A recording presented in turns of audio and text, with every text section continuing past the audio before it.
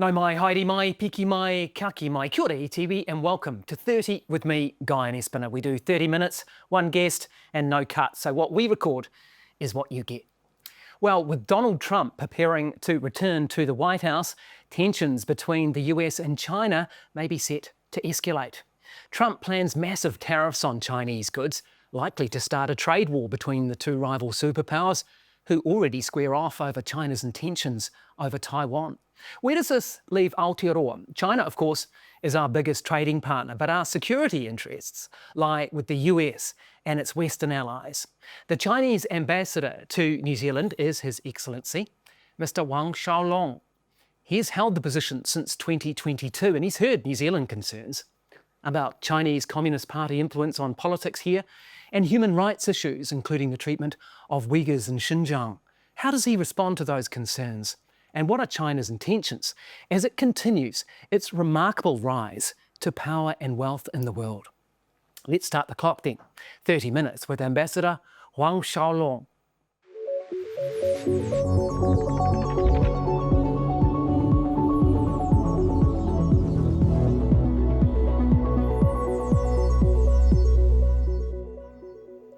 Ambassador, welcome to 30, and thank you very much for coming into the studio. We really appreciate your time. Well, it's a pleasure. Thank you for having me. If we start big picture-wise, over the last 40 years or so, China's lifted nearly 800 million people out of poverty. What is the goal in the 21st century? Do you see yourself as a superpower to rival America?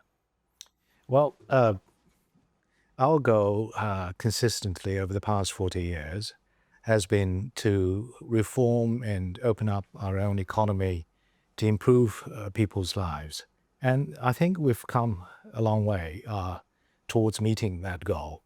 So within the space of about 40 years, about 2 generations' time, we transformed China from one of the poorest countries in this world to one of the biggest economies. And as you yourself have mentioned, in that process, we lifted hundreds of millions of people out of poverty, which is quite an achievement, a miraculous development. It is, and you've done that with history. You've done that with market economics and capitalism, really, haven't you? No, it's what we call the Chinese socialism with Chinese characteristics. So it's we're still a socialist country, but we've learned from others and give play to the role of the market in that process. So do you see your economy as a capitalist economy or a socialist economy? It is definitely a socialist economy, but again, it's socialist economy with Chinese characteristics. You probably don't find many examples like China's in the world, but in that way, China is a bit unique. It's based on our history, but again, by learning from others as well. That's fascinating. And I wanted to ask you, do you aspire to export that vision in the world? We've seen America export its soft power, its cultural power, massively in countries like New Zealand throughout the world. Is the Chinese model something that you want to export? No, definitely not. It's something we have figured out that suits for purpose for us, but it doesn't necessarily could be easily transportable to other countries because other countries have their own different circumstances, and our model or our system is based on our culture, on our history, and it's a choice by our people, and it has proven to have worked remarkably well for us. How does having Donald Trump back in the White House change things for China? Well, whoever America elects as its president is a choice, obviously, for the American people, and we respect that choice. As far as we're concerned, our approach towards the relationship with the United States has been very consistent.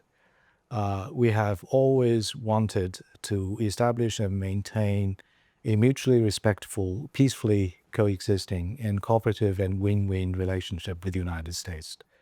That was the approach we adopted during the first Trump presidency. That has been the approach through the Biden administration, and I think it's going to be the same approach. Okay, but this we take going into sure. the second and that, Trump presidency. Yeah, and they are good intentions, and I don't think people would argue with that. But he is talking about 60% tariffs, even higher potentially, on Chinese inputs into America. I mean, that's going to hit your economy, isn't it?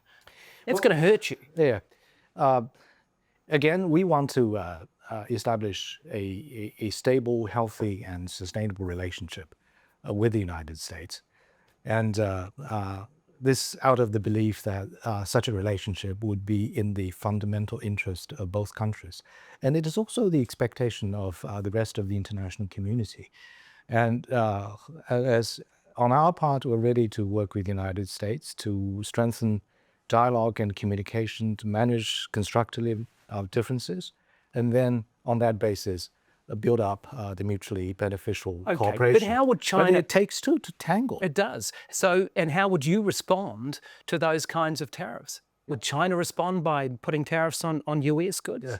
So we still have time. So we'll see how much of the campaign rhetorics will be translated into real actions on the ground once the second Trump administration is in office.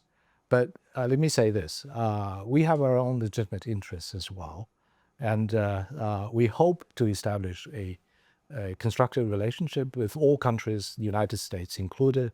But at the same time, if necessary, we'll take resolute and determined measures to defend our own interest. What might that look like? Well, because trade by nature and by definition is mutually beneficiary. And that has been the case, I think, over the past 40 years or so, which has seen exponential growth in trade, two-way trade between the United States and China. And both sides have benefited enormously from that trade. And hopefully that could continue. So do you see yourselves as being a country that supports free trade? I mean, you came into the World Trade Organization. I mean, I think New Zealand supported your ascension to the World Trade Organization pretty early. You believe in free trade? We do. And we have benefited from an open economy, an economy characterized by liberalization, by integration between economies.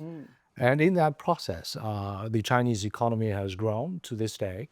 And other countries have benefited as well, including the United States. We've got the situation where we've got a socialist Chinese economy that believes in free trade and a capitalist American economy which is wanting to put tariffs on.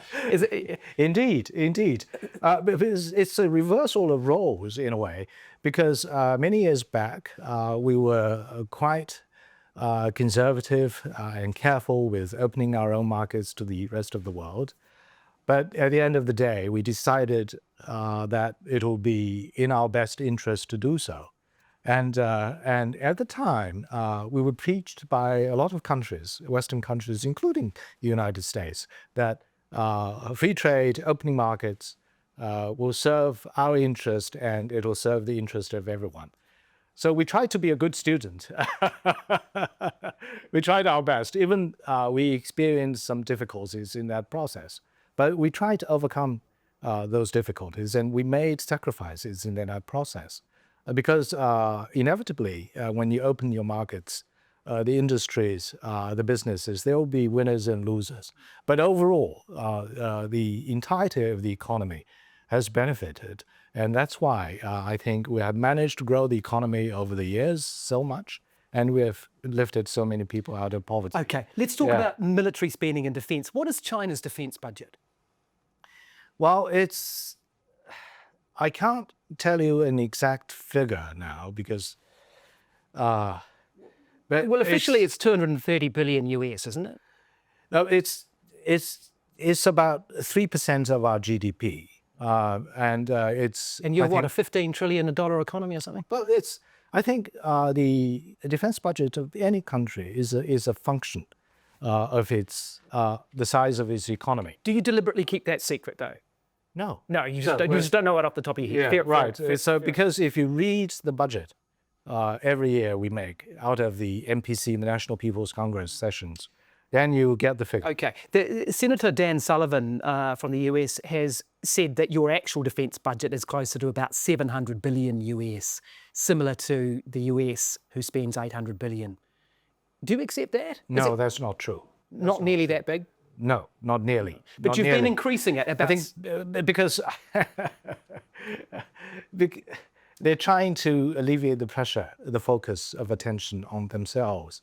And the United States is the biggest, by far the biggest spender on defense. But you've been increasing its budget I think, is bigger than the next 10 countries combined. That has traditionally been the figure, yes. But you've been increasing your defence spending at about 7% a year for the last 3 years, which is significant. No, it's in line with the overall growth of the economy. And that's inevitable because with the growth of the economy, with the growth of our interests to defend, and it's absolutely necessary for us to grow the budget for the defence. The PLA blasted in pace. The PLA blasted an intercontinental ballistic missile over the Pacific for the first time in 44 years recently. Why did you do that?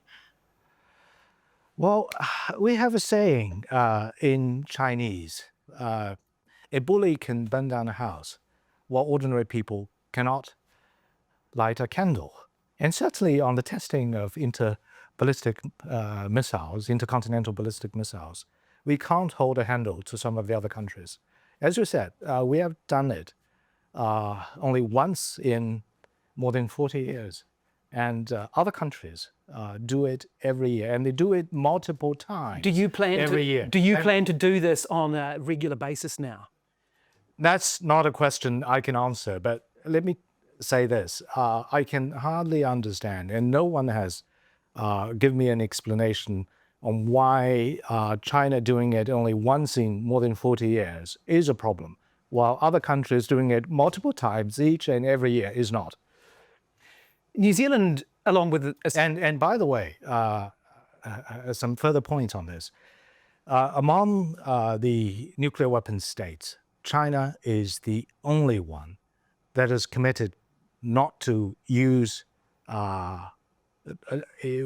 to a no first use policy, meaning that we won't use our nuclear weapons unless and until others use nuclear weapons against us. Okay, we're the only nuclear weapon state that is openly committed to not using nuclear weapons against non-nuclear weapons states and against nuclear-free zones. And hopefully other nuclear weapon states could do the same so that our world could be a safer place. We might return to that when we talk about AUKUS. I want to talk about Taiwan. I mean, naval vessels from New Zealand and Australia sailed through the Taiwan Strait was September, wasn't it? Were you okay with that? No, we have concerns. We have concerns because it's entirely unnecessary. And if anyone is truly interested in maintaining or seeing peace and stability across the Taiwan Strait, we should all support one China policy or one China principle and support the peaceful unification of the country and refrain from doing anything that would add to the tensions in the Taiwan Strait. Do you think New Zealand was adding to the tensions by sailing the vessel? Certainly it's not helpful. What are your intentions there? I mean, as you say, and New Zealand has respected this, hasn't it, formally, since 1972, I think, that the one China policy. Your intention is to, as you see it, have a reunification of Taiwan with China. Yeah, that's the aspiration of Chinese people on both sides of Taiwan Strait. Well, the Taiwanese don't want that, though, do they? No. Looking at a poll here from the Taiwanese Public Opinion Foundation from September 2023, 12% wanted support unification, nearly 50% wanted national independence, and 27% wanted the status quo. So people in Taiwan don't want to be reunified, do they? No, I don't think you can trust the numbers from these polls. And if you check with the Taiwanese people, and most of them will tell you, they consider themselves Chinese one way or another, and they consider the destiny of the future of Taiwan as an island and part of China, with the future of the entirety of China. And on the part of the mainland government, we would very much hope that we can peacefully reunify our country. And that is still our preference. And that is, I think, in line with the aspirations of Chinese people. How will you do that? How will you peacefully reunite? Yep. But if we can all stick to the one China principle, and if all our international partners could support us and uphold their commitment, not only playing lip service, but walking the walk, then I think we'll create the better environment and create the conditions for the country to be peacefully reunified sooner or later, and hopefully sooner rather than later. What does sooner mean? Yeah, as soon as possible, because the Chinese people have waited for too long for that. You've carried out a lot of naval exercises around Taiwan. Some see this as sort of a forerunner for a blockade, a naval blockade of Taiwan. I mean, are you prepared to go to war over Taiwan? Still, our preference is to peacefully reunify the country. But we don't rule out any other possibilities, because if separation or independence of Taiwan from the mainland is imposed on us, we're ready to take all measures necessary to safeguard the sovereignty and territorial integrity of the country. Including war? Well, nothing is ruled out. Everything is on the table. But still, our strong preference is for peaceful reunification. And we'll make every effort to achieve that goal. And hopefully our partners could support us by, again, delivering on their commitment to the one China policy or principle. Let's talk about AUKUS.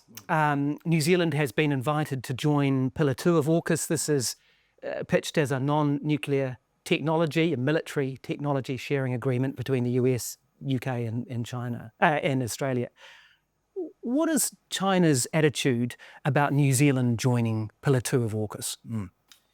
Well, as far as AUKUS is concerned, there are a number of issues involved. One is its implications for the nuclear weapons non-proliferation regime, which is one of the key pillars of the post-war international order that has helped to keep the peace and stability in the world. Because AUKUS entails, I don't know to what extent you're privy to this, AUKUS entails the transfer of nuclear weapons grade nuclear materials to Australia. No, from a nuclear weapon state to a non-nuclear weapon state for the first time in history. This is the power the Australian submarines. Yeah. If that is allowed to happen, it will raise serious questions about the consistency or lack of it for the NPT regime. And it might end the integrity of the regime as we know it. That's an interesting point. Yeah. What about the specifics of New Zealand's involvement in it? Right. But there's a second aspect to it, which is no less important, because AUKUS is the result or product of zero-sum Cold War mentality. As has been openly proclaimed by members of AUKUS, the organization has been created to counter the rise of China. And if history teaches us anything, it is that these exclusive blocs or alliances targeted at third countries, they never work. They never contribute to greater peace and stability. On the contrary, they will lead almost inevitably to greater divisiveness, confrontation, or even conflict and war. And for that reason, we have serious concerns about AUKUS. And you can't really separate the so-called two pillars, because one complements and supports the other. As far as New Zealand is concerned, at the end of the day, whether New Zealand will want to relate to AUKUS or how it wants to relate to it is a call to be made by New Zealand. We respect the full sovereign right of New Zealand to do that. But at the same time, we hope that when weighing up this all-important decision, New Zealand would take into account, number one, its own long-term and best interest, and number two, the potential implications for regional security and the wider, again, nuclear weapons non-proliferation regime, and number three, the potential impact on the relationship between China and New Zealand. Well, let's pick up on that. What might it be? I mean, what would China do if New Zealand did join Pillar 2 of AUKUS? Because we have come a long way in our relationship between New Zealand and China, and this is, I think, has taken place as a result of very hard work on both sides over many years, and nothing happens in a vacuum, and nothing can be taken for granted.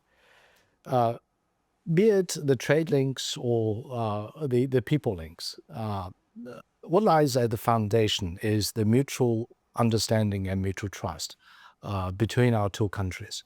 And as people say, trust is one of the most precious, but also at the same time, probably one of the most fragile commodity. It may take years to build up. It just might take seconds to be destroyed. And would signing AUKUS destroy that trust? And we would advise against anything that threatens to erode that very important trust between us. We should be extremely careful. And as far as we're concerned, we're ready to work with the New Zealand side to build up that trust so that our relationship in the whole range of areas could stand on firmer ground. So would there be economic consequences for New Zealand from China should we join Pillar 2? Inevitably, that will have a negative impact on the relationship because it has, I think, impacts on, for example, the perception of the Chinese people as consumers. Mostly, I think New Zealand enjoys a very positive national branding among the Chinese people. But sometimes, when you read the comments on social media in China, there is confusion or even concern about the state of the relationship. So I think that's something we should, on both sides, pay attention to as we go forward in our relationship. Because at the end of the day, a good relationship between our two countries is in the interest of both sides, particularly both peoples. I think through common efforts, the cooperation between us has been mutually beneficial, and we should keep it that way. One of the concerns expressed, including by New Zealand politicians, about human rights issues in China has been the treatment of Uyghurs in Xinjiang. Is it true that up to 1 million people have been detained in re-education camps there? No. Categorically, it's not true. It's baseless. But think of it. Do you have re-education camps in Xinjiang for Uyghurs? Largely what happens in Xinjiang is efforts or measures we've taken to counter terrorism and extremism in the region. And this is not very different from what is being done in some of the other countries, including New Zealand. We have some small programs for de-radicalization, but but think of it. So how many the accusation, 1 million people. Do you know how many people are involved? That's tantamount to about 1/5. That's tantamount to about 1/5 of the entire New Zealand population. Well, it is. So what are the numbers then? How many people are in re-education camps in Xinjiang? We don't have re-education camps. Frankly, honestly, we don't have re-education camps. So are there no Uyghurs detained in Xinjiang at all? Well, not if they don't violate the law. Okay, but how many are detained at the moment? Well, only those that have been tried and sentenced in a court of law. Right. So what roughly would the numbers be? It's not nearly as many as 1 million. That's a wild figure. That's a wild exaggeration, and I think that has been manufactured for a purpose, to smear China, to make China look bad, but. I don't know why the people are so keen about the Uyghurs or the Muslims in China. And I don't know whether you've noticed when there are countries that try to point fingers on what happens to the what we call the wayward people in Xinjiang region, no one from the Muslim countries or the Islamic countries in this world has come out to say, no, this is what happens in China is wrong. This is mass violation of human rights. No, none of the Muslims or Islamic countries has done that. That says a lot about the true state of affairs as far as the Muslim or the Uyghur or Uyghur people are in Xinjiang, That's China. an interesting point. Let's bring it back to New Zealand. In this city of Auckland, there are a lot of Chinese expatriates who have come to live in New Zealand. In fact, about 250,000 all up in New Zealand. Does the embassy or the CCP in any way try to monitor or direct or control what these people do or how they express themselves? Well, again, categorically, we reject the claims of so-called foreign interference by China in New Zealand, because all of them are baseless and false. When there's a protest, can I ask you this? Let me get to this. Sure. Non-interference in other countries' internal affairs is one of the longest fundamental principles in Chinese foreign policy. Just as we don't want others to nose around in our own house, we never, and let me repeat, we never interfere in the internal affairs of other countries.